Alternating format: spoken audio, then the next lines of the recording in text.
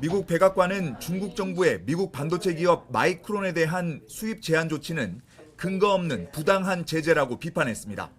G7 정상회의에서 중국의 경제적 강압에 맞선다는 성명이 나온 직후 중국 제재가 발표된 점에 미뤄 사실상의 보복 조치로 봤습니다.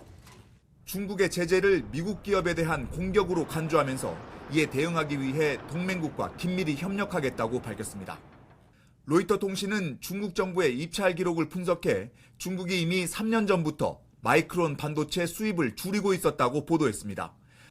마이크론 자리를 주로 화웨이나 유니크 등 중국 업체 반도체가 대체했고 삼성, SK 하이닉스 등 한국 반도체는 중국 제품을 보완하기 위한 용도로 구매한 것으로 나타났습니다. 로이터는 중국이 외국에 대한 기술 의존을 줄이고 자국산 제품 사용을 장려하기 위해 마이크론 구매를 줄인 것으로 분석했습니다. 이런 가운데 미 의회 조사국은 반도체 산업 관련 보고서를 내고 미국의 반도체법에 따른 지원이 한국과 타이완, 중국 등 동아시아 국가에 못 미친다고 평가했습니다. 특히 따로 분류한 한국 관련 항목에서는 1970년대 이후 민관 협력을 주목하며 한국 정부가 삼성과 SK 등 선도 기업에 대한 지원에 집중했다고 강조했습니다. 의회 조사국은 미국의 반도체 장비 수출이 중국의 기술 발전에 결정적인 역할을 했다며 추가적인 수출 통제 요구를 검토할 수 있다고 덧붙였습니다.